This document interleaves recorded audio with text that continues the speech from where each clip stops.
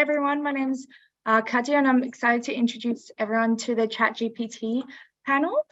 I am a student director on the ARC board, and I'm also a advanced science student studying ecology and geography in third year. We are delighted to have various UNSW lecturers and other staff joining us today, and we will be talking about the role that AI plays and will play in education, UNSW's approach to AI technologies, potential applications in study, and ethical implications. We do also have a how to use AI talk tomorrow with James Bedford, who is on the panel today. So there will be a link for that in the chat, and you'll be able to register if you have more questions on how you can use it in your learning. I would first like to acknowledge the Bejical people who are the traditional custodians of the land that I'm on today, which is UNSW. I would also like to pay my respects to the elders, both past and present, extend the respect to other Aboriginal and Torres Strait Islanders who are present here today. And I'd like to remind everyone that sovereignty was never ceded, always was, always will be Aboriginal land. And now for housekeeping, this session will be recorded and will become available for viewing after the event, which we will email information about. We do thank you for submitting questions, and we have closed the Slido and we have collated them, and we will answer some of them today. If you have any further questions, there is a Q&A forum, which you can see on the bottom of your Zoom screen, and you can ask questions, which will either be answered by our moderators or will be incorporated in the event if they are relevant. Now to introduce our presenters, we have Professor Alex Steele, who's the Pro Vice Chancellor of Education Student Experience. So he looks over everything in terms of learning for both staff and students. We have Michelle Leeming, who's the Manager of Student Conduct and Integrity and the Conduct and Integrity Officer. So she deals with a lot of the back end in terms of more serious plagiarism cases that can't be handled internally. We have Dr. James Bedford, who's the Academic Learning Facilitator, Pro Vice Chancellor Education and Student Experience Portfolio, and he does a lot more face-to-face and deals with students and giving advice and things like that. We have Dr. Sasha Vasa, who's the School of Computer Science and Engineering, and she does a lot to do with coding, which will be a good perspective. And then we have Professor Stephen Doherty, who's a professor of linguistics, interpreting and translating, and who is also studying research into natural language and incorporating that into AI. Wonderful. Now we'll go on to our first question, which I'll ask to Alex. Alex, I would just first like to ask about UNSW's future approach for AI, especially regarding exams and also learning, as we have gotten questions that people concerned that AI kind of makes learning a bit less valuable. Yeah, thanks, Katia. And it's the really big question, isn't it? And I think the first thing to say really is that the university is fundamentally very excited about AI. I mean, AI is the future. We are all about, as a university, we're all about critical thinking and making the world a better place. And appropriate uses of AI have huge potential to make everybody's lives better and richer across the world. So the really significant sort of thing for us is, how do we use this new technology in a way that is positive? And we see our ability to contribute to that as really significant. And for our students, this is in a sense, the gift to the world that the university gives through its students. Its students go out with this amazing insight into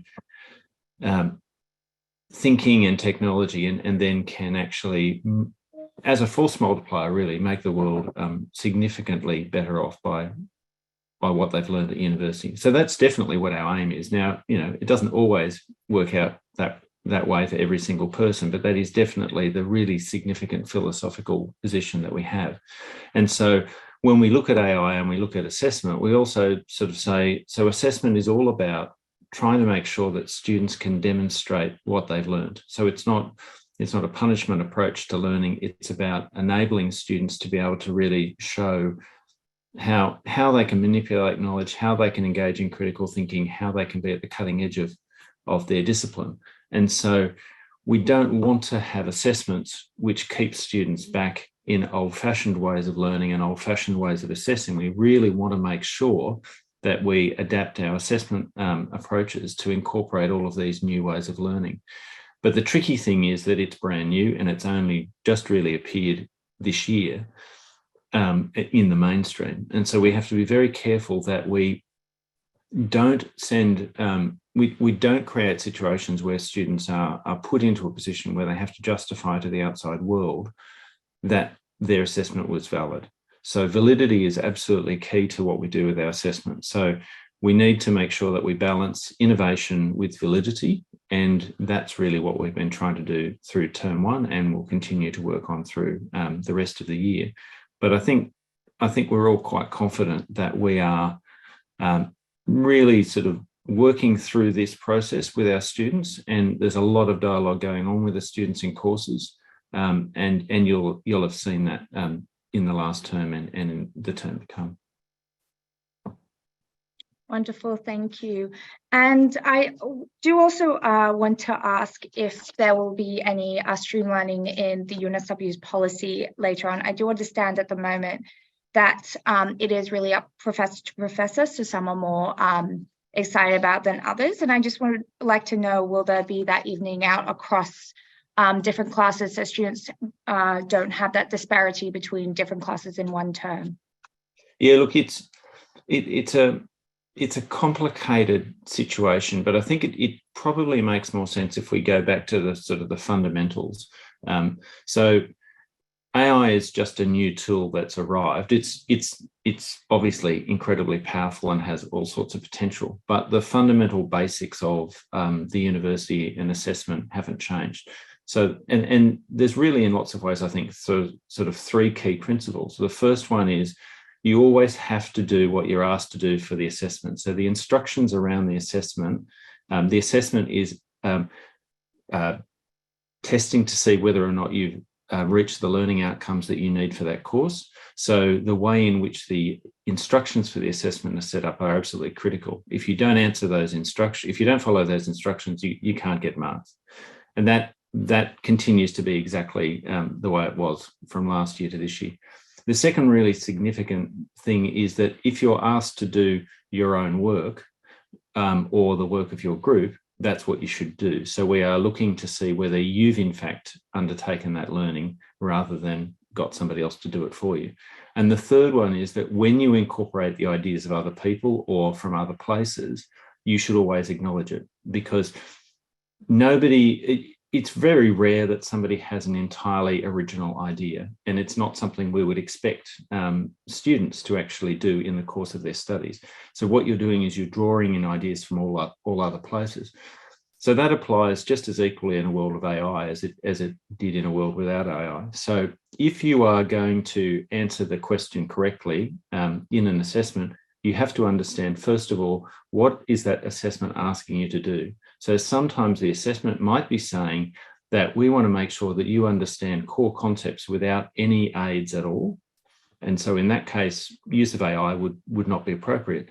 But if it's a later year course where you're being asked to actually do some editing of something that's already been generated and show that you can critically analyze how accurate the AI is, then AI would actually be quite appropriate. So coding is a really good example of that, where you get the AI to generate the code, and then you're assessed on your ability to understand where it's good and it's bad. Poetry is a really good example of something where AI would be totally inappropriate. You wouldn't be asking AI to write poetry and then edit it. So there's never going to be a single university rule for how you use AI, because it's always about what is it that the assessment is asking you to show. And sometimes AI is part of that process. So for example, if you're writing an essay, document, spell checking, those sorts of things are now quite standard in the way in which we assess writing, but other levels might not be appropriate. And so you've really got to look at the instructions. And if you don't understand the instructions, you've really got to ask your convener, what did you actually mean for us to do in this assessment.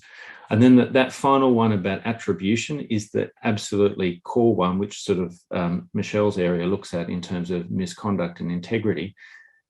If you are passing off something as your own work when it isn't your work, that's always a bad thing. So always attribute. If you're going to be using AI in the assessment, and that's an appropriate use of AI, make sure that you're appropriately referencing it as well. And again, if you're uncertain as how to do that, then your convener and the discipline will have sort of instructions on what's the appropriate way to do that. So they're I think, the three key things to just always remember. Make sure you answer the question that you're asked by reading the instructions carefully. Make sure that it's always your own work, unless you're allowed to source other people's ideas. And when you do source from other places, make sure you acknowledge it. And if you do all of that, it's going to be very, very difficult for you to have any problems with your assessments. Wonderful, thank you. And now to focus on the more positives of AI, I would like to ask how staff are currently using it and how they intend to use it in classes and learning in the future. And I would love to ask you first, Sasha, about if you've been supported and how are you facilitating the use of AI within coding? Yeah, so we're trying a few things in our introductory programming courses. We're trying it out as part of our compiler package so that students are able to get sort of on-demand custom explanations based on the errors that they make whilst they code. And so this type of generative response does not give you the solution. It does not write the code for you, because that's not the point of it. We want you to learn how to write code, but it helps you resolve the problems by pointing out what could be a solution or what you should think about. So it kind of still helps to build understanding, hopefully, and helps you to write better, safer code. And it is able to provide it on demand, so you don't have to wait for a tutor to come around and help you to understand where your issue is occurring, which means that, you're able to get that really fast feedback, which is important when you're doing labs and assignments, and that there's a large volume of people as well. Wonderful, thank you. And also, Stephen, I would like to ask you in more the linguistics, how you guys are seeing AI being used at the moment, or how you tend to be seeing it in the classroom, if at all, in the future. Absolutely. And obviously we're more text-based in many of the disciplines in arts and social sciences, but we do also have some really interesting work looking at images and video and audio, as well as they become increasingly prevalent with generative AI. In a very similar way that Sasha was just talking about. So we've had a really interesting use of using it as a language aid, editing, a bit of a muse, a bit of some suggesting. And we've really found successes in what Alex had outlined in having that freedom at course level to be able to say, actually, no, in this case, because of the learning that we need to demonstrate for this, we're not going to use these kinds of tools. But maybe at a more advanced level course, it's actually getting AI to generate an essay on poverty in Australia and then critiquing it or critiquing the rubric of it as well. So it really depends on the learning, as Alex was saying. We've had some really interesting examples of how we can look at bias and representation in the data, in the output from the generative AI, really working with students to identify why that's the case. And really the outcome for us is being informed and critical users of these technologies and making sure that we prepare people for a very exciting few decades of a career with these tools in the industry in the future. Wonderful, thank you. And kind of expanding on that, people often use AI to translate or rephrase their own sentences. For example, Grammarly, I know the paid version can help rephrase sentences. And also often people would like to write in their own language and translate with AI. I just would like either James or Stephen to have expand on that a bit more, and ways, if we can write in our native language and then translate, or ways that is okay to use AI to rephrase things, or if it's not allowed at all. I'm happy to jump in there. So yeah, as an academic learning facilitator, we work with a lot of students that have English as an additional language. And that's one of the big questions that we are seeing is students are wondering, can I, translate from my first language into English and then use that response in, say, an assignment. I would probably draw a line there, because I think that, in terms of learning, you're really kind of flushing a degree down a toilet if you're going to waste time having a response that is somewhat not your own. But if the assignment allows it and it's there in the instructions, which it may or may not be, then sure. I think where we're seeing the most benefit from it is when students are, say, having their prompts, something like, clarify and improve this passage, and then thinking and reflecting on how ChatGPT has attempted to improve or clarify that passage. It's that second step that I think is really vital. Has it improved it at all? Has it made it worse? Has it made it better? And I think that's where students can kind of get a lot of benefit out of using these tools in terms of improving their English language, is using it as a kind of, as a tutor and as feedback that obviously needs to be critiqued and considered, but that is available all the time and that can, provide really good feedback for the most part. So I think, in terms of translating into English, it's probably important to look at the assignment criteria, look at the learning outcomes, look at what's being assessed, and talk to your convener to see if they allow it.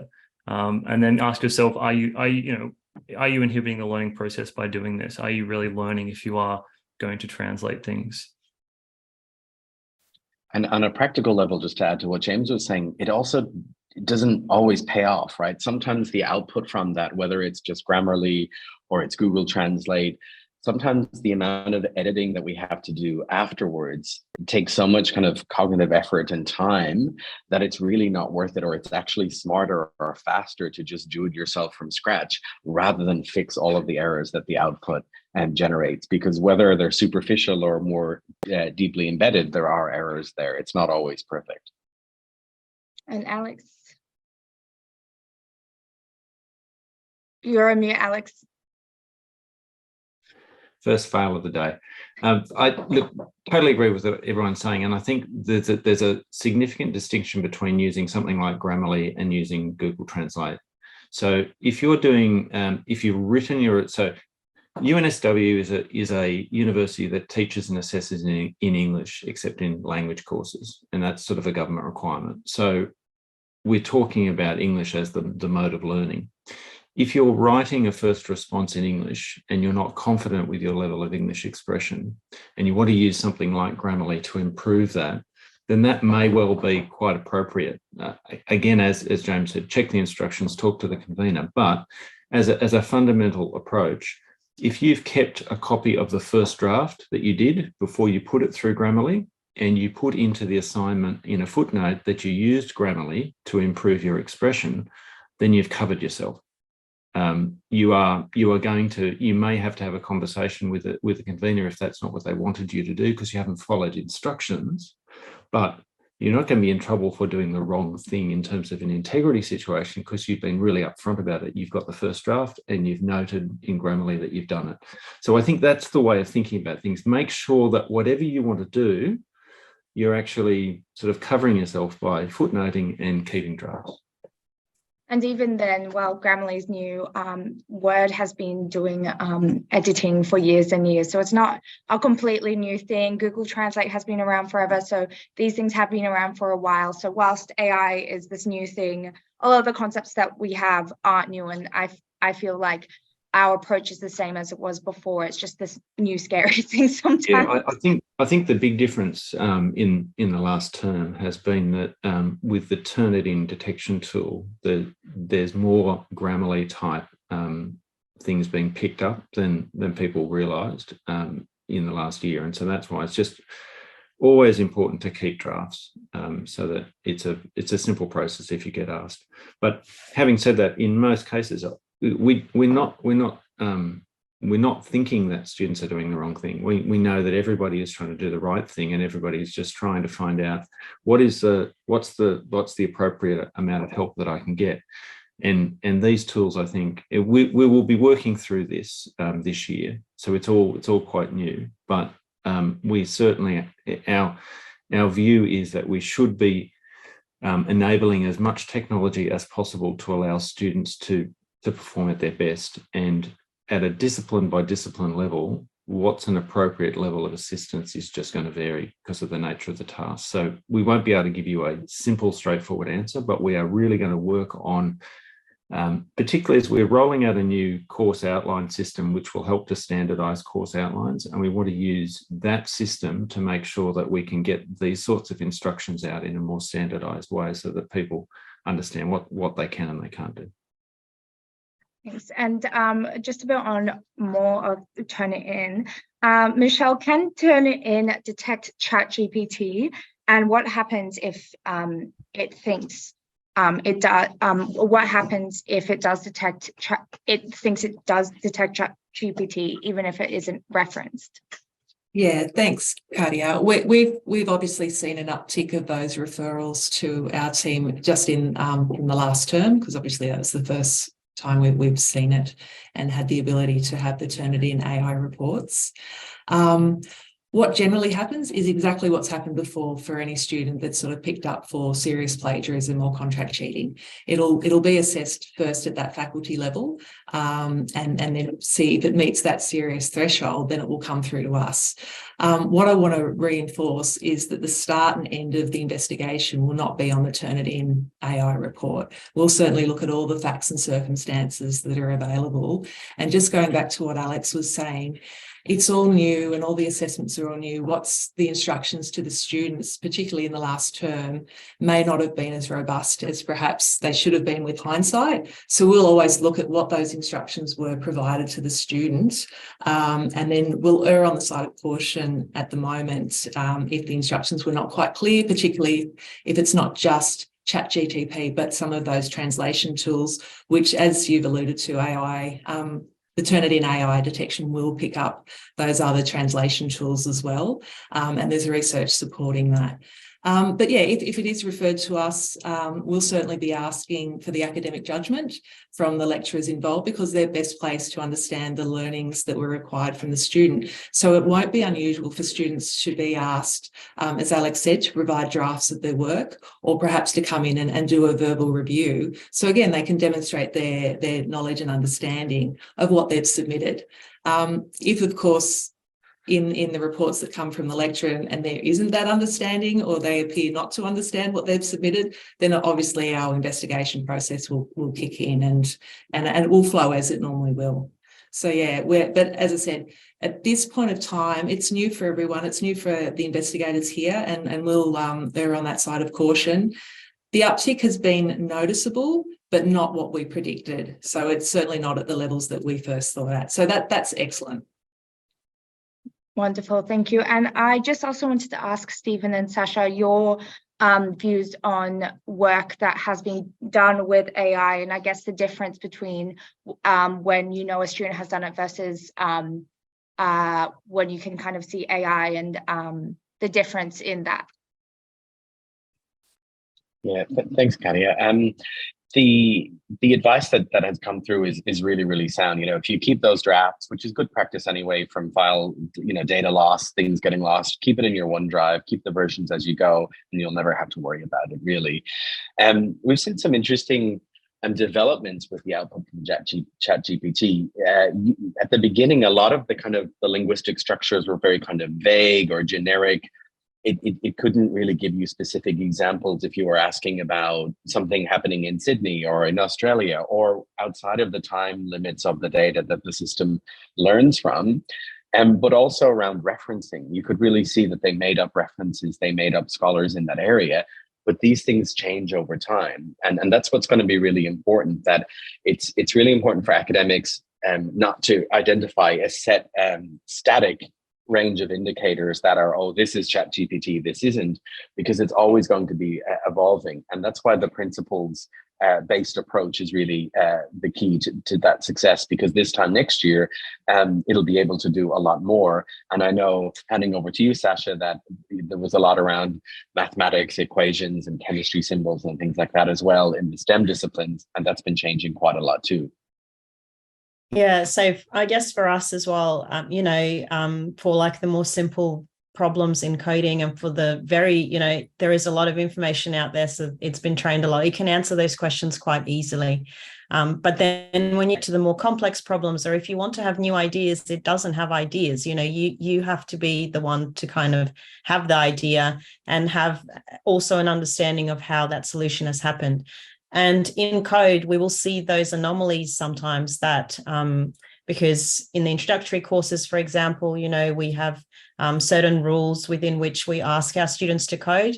And so ChatGPT is not aware of those rules. So code is generated with ChatGPT. It will go outside of those rules because it might be a more efficient way to solve the problem, or not even, it just might be a different way to solve the problem. So it becomes quite a big flag that someone has not understood the problem. So we'll go and talk to them as well. And again, if you generate the code with ChatGPT, you run the risk of really wasting your time because you don't actually understand what it's doing. And it does give confidently wrong answers in code as well, because it doesn't quite understand what's going on.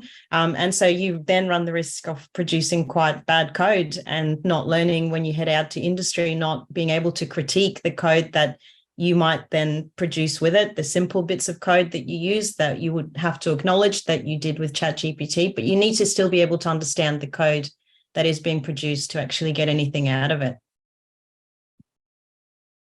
Wonderful, thank you. And just on that, we've had a very good question about if we are using AI for how we can correctly reference it. So this is more for you, James, just so we have all our bases covered. Yeah, referencing ChatGPT has been a really common question that we've been getting from students as well. And obviously it depends on the referencing guidelines that you're using. I know that MLA and APA have different standards on how they cite ChatGPT. And obviously Harvard is sort of yet to kind of reveal whatever their stance is, because there's so many versions of Harvard. But the best answer I can give for referencing ChatGPT is like we've been saying, the first principles approach. So nothing has changed except we have new technology. So plagiarism is still plagiarism. If you are attempting to like palm work off as your own when it's not, and there's deception involved, then chances are, you're probably going to be plagiarizing. So there's been a lot of advice from teachers to suggest to students to do things like a simple a citation at the bottom of the document that notes where you use ChatGPT and for what. If you used it for prompts and things, or clarifying passages, if you used it for simple editing. I'd be interested in terms of how students are using it more for actually as a sort of quotation. I think that's a bit problematic and dubious, because in itself, it's not really a source. It's an amalgamation of sources in which we don't know where they come from. Essentially, there's no citing there. As Stephen mentioned, it can hallucinate. And that's the term we use for when it's making up a reference. But that will change. It's in its infancy stage, and this technology will get better. But as far as referencing goes, I think it's important I would probably draw the line at even referencing, a passage of text from ChatGPT, because that's going to look like you haven't really done much work in your assignment. But if you were to do that, then yes, citing it would probably be a good idea. And there are different standards for different referencing systems. So, and people are still writing them. So. And also, in general, I feel like a good rule of law is always to save that output if you are going to use it for an assignment, because you can also, I've had teachers tell me to do that, as it's a good way to cover your bases, be like, this is what I used it for, this is the output, just in case you do get flagged, just so we can make sure that, no, I didn't use it for this, I used it just to help. Wonderful. Sorry.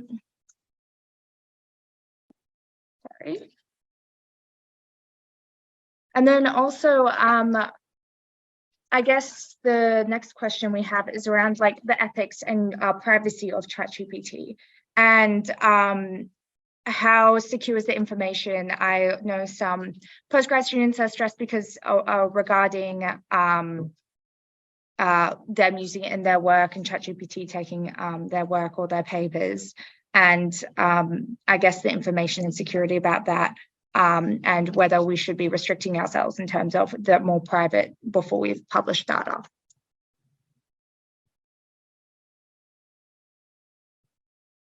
Is that for me? I guess so. It's a very broad question. Whoever thinks they can answer it. Yeah, I mean, I think so. The first thing to say is anybody who signs up to ChatGPT agrees that they are helping OpenAI with their research. So that should be an immediate red flag. That don't tell them anything you don't want them to use for whatever research purposes they're using it for. We're seeing across the world some really big questions about privacy, reuse of other people's information, images, creativity issues, lots of copyright stuff. It is an experimental field. It is probably the best way to put it at the moment. We've got a couple of government inquiries that have just started up. I'd anticipate that by the end of the year, there's going to be some regulation around all of this. But I'd be very cautious about putting anything that's personal online for any reason, unless I was really clear as to exactly what the safeguards were around that information. And I think the same thing too for us with staff is, and staff using ChatGPT in the way in which they put together course materials and things like that. We've got to be very careful about where these things are going and who has rights to them. So I think it's fantastic as a way of helping everybody study. It has so many advantages in being able to sort of simplify things for you and help you to organize your thinking. That's all completely fine, but I wouldn't be putting sort of personal information up. And there are at this stage also some question marks around people putting copyrighted material of other people up onto ChatGPT. So I wouldn't be putting large slabs of articles and so forth up at this stage. But it's personal use only, I think, is the way people describe it. And Stephen? It reminds me of that phrase that many of you might have heard before when we had a lot of the similar discussions around social media, that if something is free, you are usually the product, or your data is usually the product. OpenAI, as Alex mentioned, is obviously more around research and development, but there are and will increasingly be more commercial ventures around looking at this and the market for that. There's some really good examples of what Alex referenced there around in machine translation, which has been going a little bit longer than ChatGPT. Where companies like the European Commission, for instance, have on contracts explicit directions to translators saying, you're not allowed to use automated translation systems such as Google Translate for this. And there have been instances where companies or governments have petitioned Google or other providers to provide access to that. And they find things like personal medical information from insurance companies, legal patents, technical information, things that have been protected by copyright, and they pursue them legally. So there is quite a significant, obviously not for most of us here, but on a government corporate level, there's a huge legal and ethical debate going on, literally in legal circles and in commercial courts and so on as well. So it's going to extend into ChatGPT more and more as it develops and becomes itself more commercial. Wonderful. And James? Yeah, I'll just be super quick because the issue of privacy was raised. I think a really important point just to mention is that staff or teachers shouldn't be putting in students' work into ChatGPT, asking whether or not it wrote it without their permission. So just wanted to flag that and put those 2 cents in. But make sure that teachers aren't doing that so that there is privacy for students' work. Wonderful, thank you. And next, this is probably to Alex. Do you think students will be required to use AI tools in the future as part of their learning? And how will UNSW make sure there isn't a digital divide, such as there being paid versions of Grammarly and ChatGPT that only some students have? Yeah, I think it's I don't think that's a question. I think that's a reality. We are all going to be using AI. It'll be in Microsoft by the end of the year. It'll be in all the search engines we use. We will get the AI answer before we get the actual references. It's going to completely change so many things we do. But in terms of learning, that I think will then just sort of seep into what we do. So the whole way in which we structure our courses and our assessment will take account of that.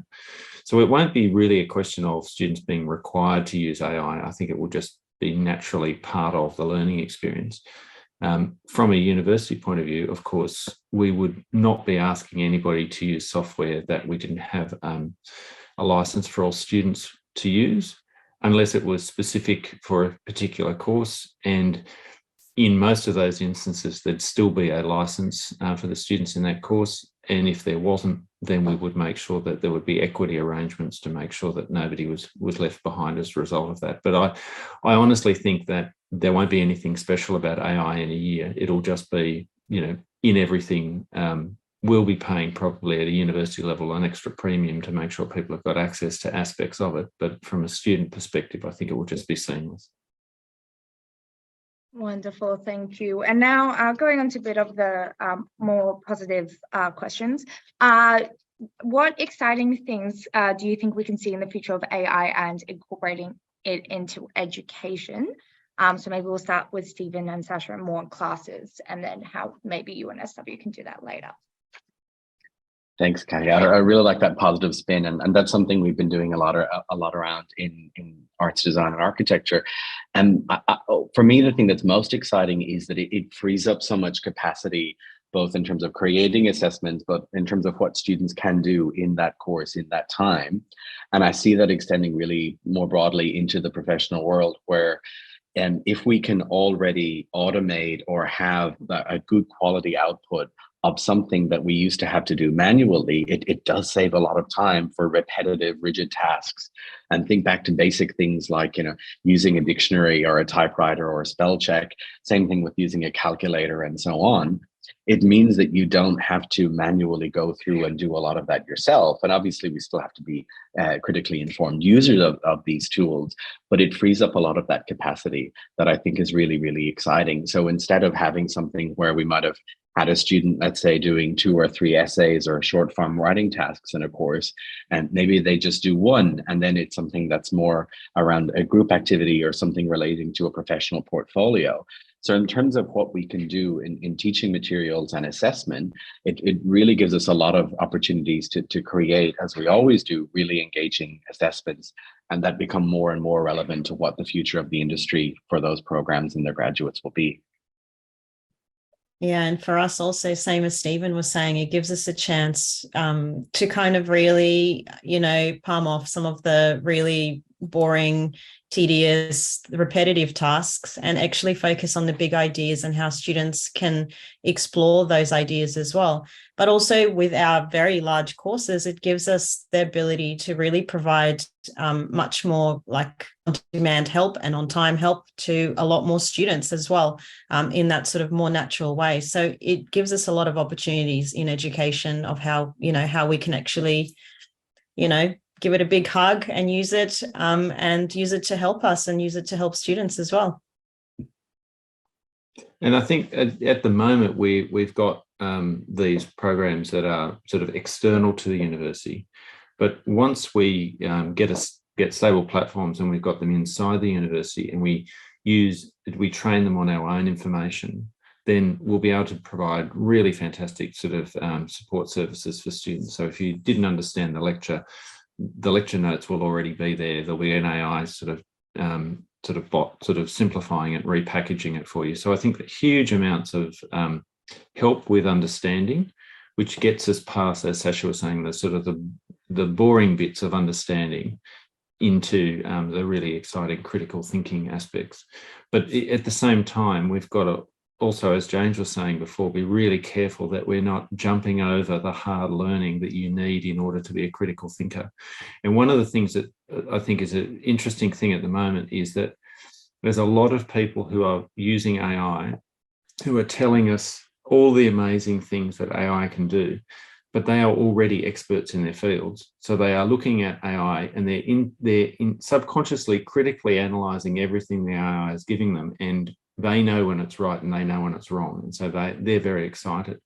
From a student point of view, how do you know that it's right or wrong? So we're going to have to still have a huge emphasis on making sure that everybody understands what's truth, what is actually right, and what's AI generated. So I don't see AI replacing any of the main things that you learn in university, which is sort of learning to distill right from wrong and truth from error. So that the basics of critical thinking will become even more important in the world of AI, because we won't be able to trust what we see anymore. We'll have to have skills to interrogate what we see. Wonderful. And then on the AI, what does that mean in terms of work, and how UNSW will prepare us for it as well?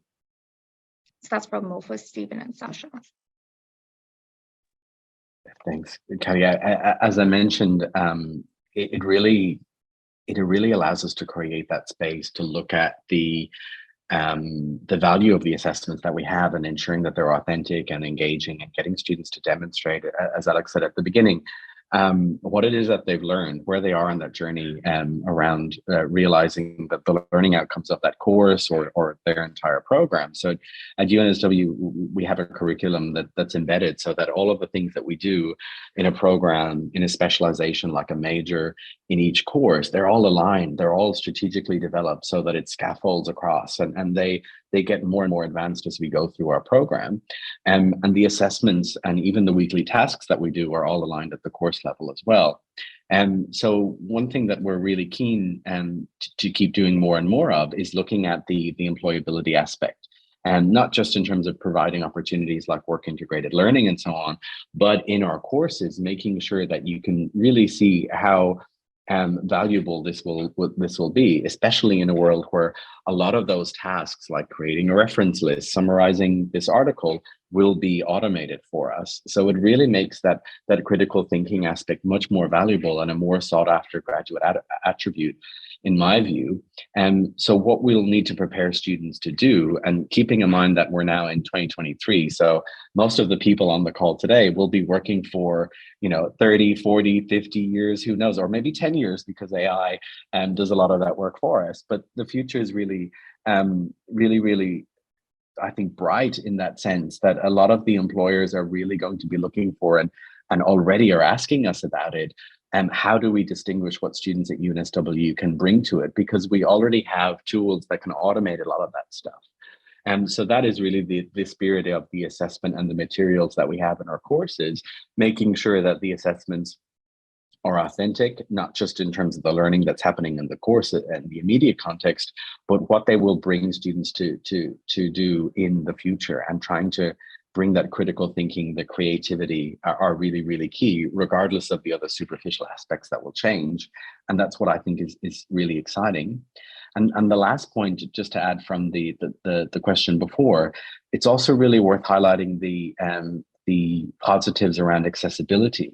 So a lot of these generative AI tools allow us to do things like speech to text, automated captioning, and improve the quality and access of education to more and more people as well. So there are really quite a lot of significant positives in my view.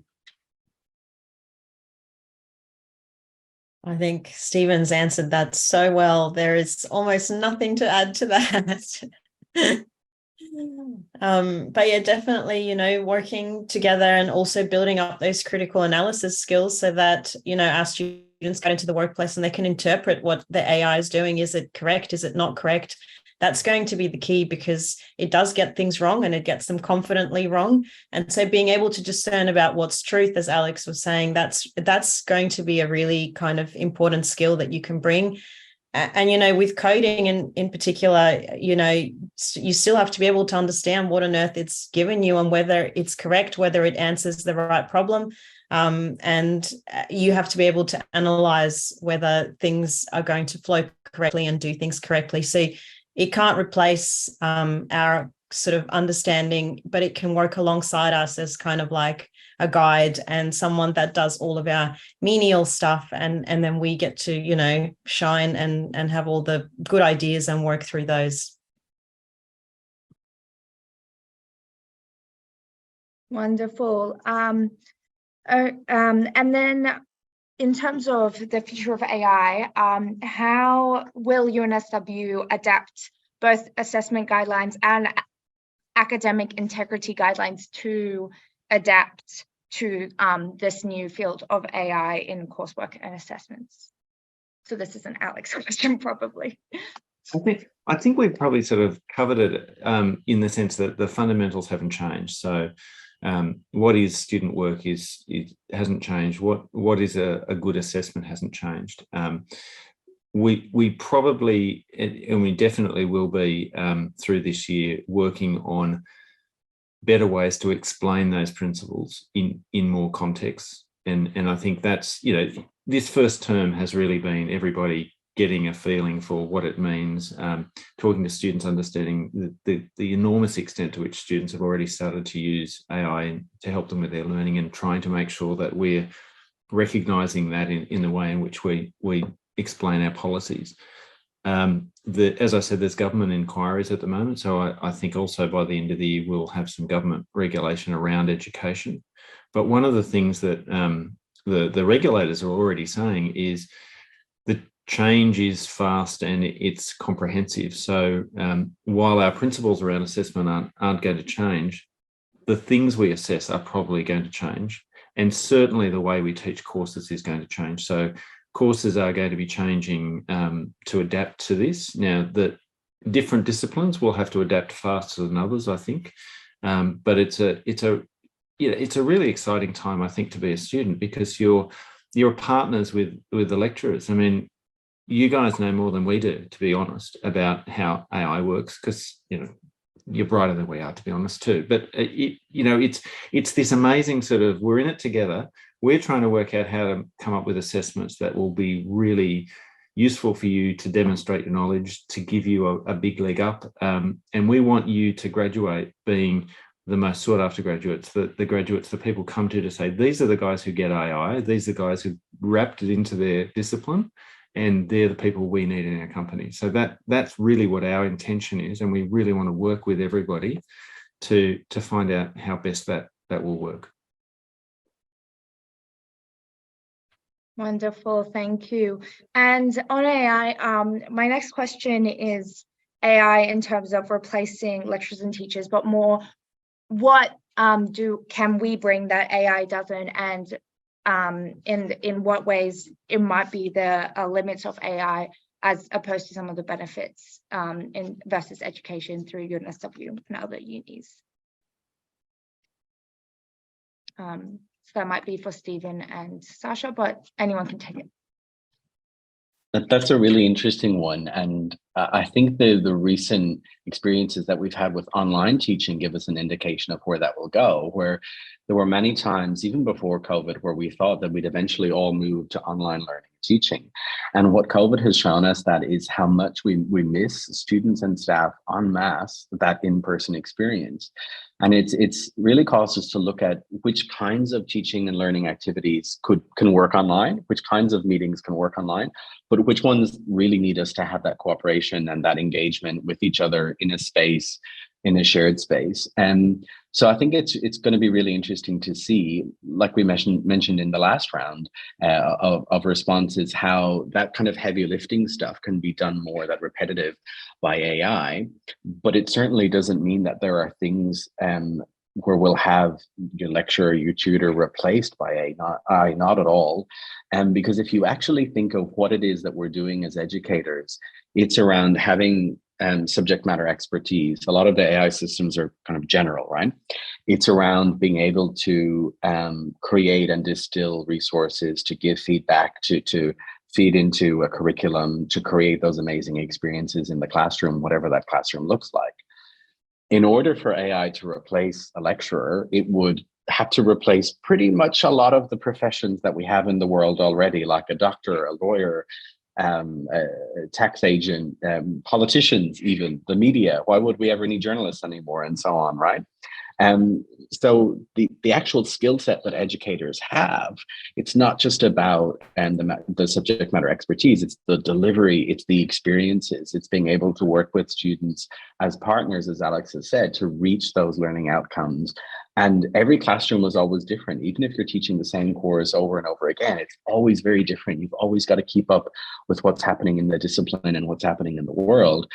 So I think there's really no fear of any of us being replaced by AI in the short, medium, or long term. If we, as I said, seen and learned from COVID, people really want that in-person experiences. People really want that human connection. And we'll see more and more of that as a distinguishing feature at UNSW compared to, let's say, an online course where you have ChatGPT teaching you all of the content. So it really will actually make us stand out even more. Yeah, and to add to that, I mean, Stephen is right. We're social creatures. We crave that sort of social connection and to be together and collaborate and discuss ideas as well, which you can't do as well with a chatbot.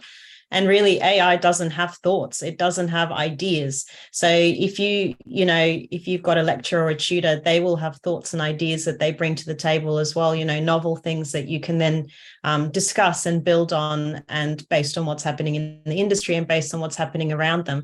And that's not something that you can get from AI because it doesn't have ideas and thoughts. So I think that's really important, and that's something that you can't really replace, and that sort of social connection and social engagement. And just as Stephen said, that's what COVID showed us. I mean, I was even surprised how many students wanted to return to an in-person lecture and and still kind of just to be in a place with other people and to help them learn and understand. And I think sort of the AI is about the perfect average. So it scours the data set that it has, and it comes up with what is the most likely, the most predictable response. So if you want bland, go AI. If you want to be exciting and different, and that's what universities are for. And I think that's the way it's going to fall out. So if you need to get a sort of a work qualification to be able to do a particular task, and you need to do it really quickly, you'll probably go and get an AI sort of powered thing to get you the boring stuff you need to be able to do that job. But if you actually want to really improve yourself and become interesting and really sort of set the world on fire, that's where universities are really going to come into their own, because it'll be, okay, the AI is here, but if you want to do this, that's university. Wonderful. Now just getting on to our last question. And then how might UNSW, with all its AI research expertise, implement AI-enabled systems to better improve the student experience?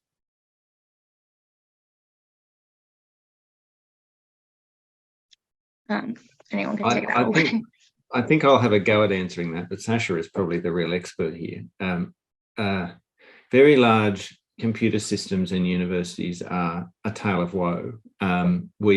We are constantly trying to build better systems in order to improve the student experience, and we are really working hard to do that. But I think at the end of the day, AI is going to, again, give us that base level of student experience. And I think AI will be really helpful in helping us to remove inconsistencies and to create a standard approach. But the true exceptional student experience comes through the interaction between students and staff. And that's the really special thing that we can give people through university. So yes, we'll definitely be working as hard as we can. As soon as we've got enterprise systems that use AI that we can slot into our systems, we already have a project underway in my portfolio, which is looking at trying to do that, but it's really early days and it's experimental. So we're definitely very, very keen to use anything we can to enhance the student experience with systems, but we also recognise that it's the human connection which is really what sort of is the gold standard that we're really trying to get to. Yeah, and so, I mean, we also have the UNSW AI Institute, but that doesn't really kind of do the education and the student experience side of it yet, but it's all coming through now. And there's lots of exciting projects kind of in their sort of starting stages, because all of this is still novel. So hopefully a lot of things will come out, even like the work that we're doing now in computing, with incorporating that sort of generative AI into our compiler to make sure that students actually have a better experience overall whilst they're learning how to code and don't have to wait 24 hours to get some help and so on and so forth. And I think there's a lot of uses like that are currently being tried out as well. And the next, I guess, term or so, people are actually going to be able to provide the evaluations, and then things will start to happen. Yeah, and just to sort of follow on from that, I think that the huge potential that we've got with AI and student support systems is that traditionally, as I was saying, it's been really, really hard to get a system that is sophisticated enough to actually deal with students' issues. It's a sort of a very clunky sort of, go here, go there, and you get sent to the wrong place. And what we can do with AI is we can actually use the machine learning to actually overcome those issues, so that we can actually start for the first time to really have personalized support for students that's available 24 hours a day, and as someone said earlier, doesn't get bored or cranky with you asking the same question. So I think a huge advances in support for students remotely and all times of the day and night. So we're very, very keen. It's just a question of dealing with the privacy issues first. We have to be very, very careful if we've got students interacting with our systems that information is absolutely locked down and safe. So we're not going to go out and start sort of taking things off the shelf. We'll be very careful and considered about the way in which we would use any systems involving student data. Wonderful. Thank you so much. So we're going to start wrapping up now. We have had a lot of questions about how students can use AI. James, you are running a workshop tomorrow. Can you just tell us a bit about this workshop? Yeah, so that'll be a good opportunity for students to get more of a kind of practical sort of seminar on uses of AI. So we're going to talk about like ethical approaches to generative AI, particularly like ChatGPT and Bing and Bard and all the others, and hopefully some like potential misuses as well as uses. And so that will be really useful for students that want to know a bit more about what AI is if you haven't used it before, and how to use it for your academic research and writing. So definitely join. It's online. So yeah, I think the link is in the chat, so people can still register for that. Wonderful. Thank you. Well, thank you everyone for coming today. And I thank Stephen, Sasha, Alex, James, and Michelle for answering our questions. Now, this is recorded, and we will be sending out the recording in the next week or so. Also, any questions asked will be answered with a document afterwards. So if you've put something in the Q&A, everything will be answered at a later date. Well, I thank you all for coming, and I hope you guys have a great rest of the day. Thank you. Bye.